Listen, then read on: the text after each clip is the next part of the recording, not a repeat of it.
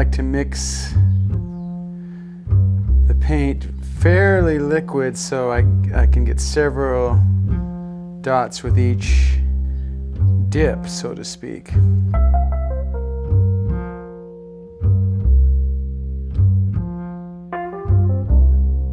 The whole thing with pointillism is to be able to craft this relationship of color that you can't mix on your palette.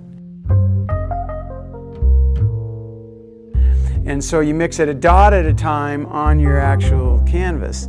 And the colors you combine, for me, it's not an analytical thing. It's not something that I'm not judging the need or the after effect of a certain color. I just get a feeling for that color. You know, color in itself has an emotion. Somehow I got to put green dots in here with these brown and purple dots. And when that happens, which I feel like I can't take credit for those decisions because it happens that way. But it just creates this crunchiness to the color that, you know, I don't think my brain could construct. You know? My brain gets in the way when I try to do that.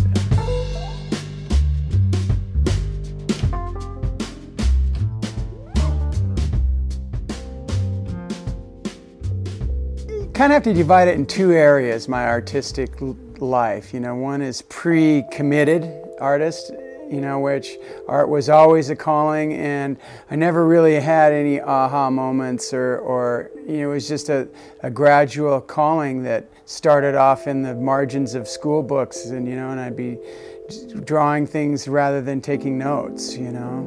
But then, you know, if you go to when I became a committed artist, then that was an aha moment created out of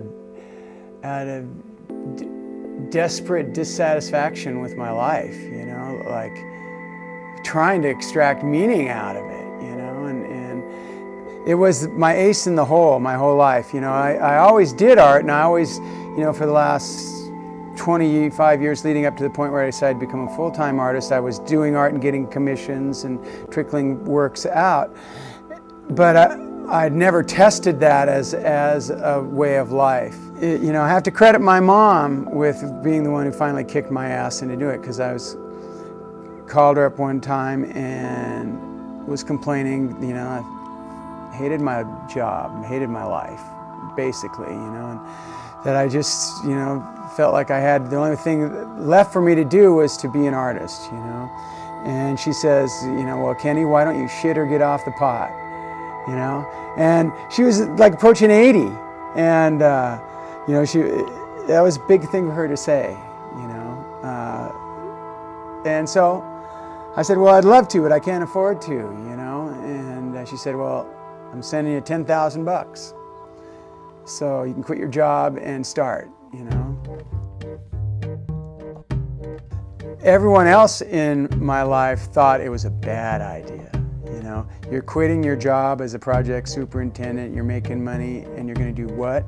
And to them, to a lot of people, it's very lofty. Well, I'm going to be an artist, you know. And so, you know, people were kind of like, okay, you know, people didn't think I was going to make it. You know, it was a lot like a job at first, because it was pretty tedious at first, since it was new. A lot of standing in one place and sitting in one place painting.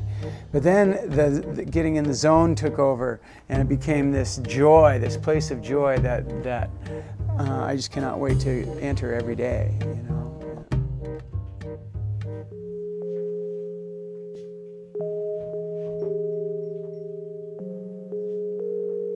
I look forward to just the moment I can get in here and start, because I know the zone is there. And for me, the zone is, if I could describe the feeling, it'd be like me and the painting wrapped in a blanket together or something. It's just very cozy and tight and warm. And my thoughts are in a nothing but a creative mode, you know. I'm not stressing out, I'm not It's very cathartic, meditative, simple. I make decisions with my belly when I paint. That's how I feel the colors that I'm putting down. And it's very unintellectual, the process of painting for me. It's very visceral. I think to be an artist, you have to be romantic, you know? And so part of that whole romantic thing is realizing that the artists that went before you also struggled, you know, and sometimes never sold works till they were dead, you know?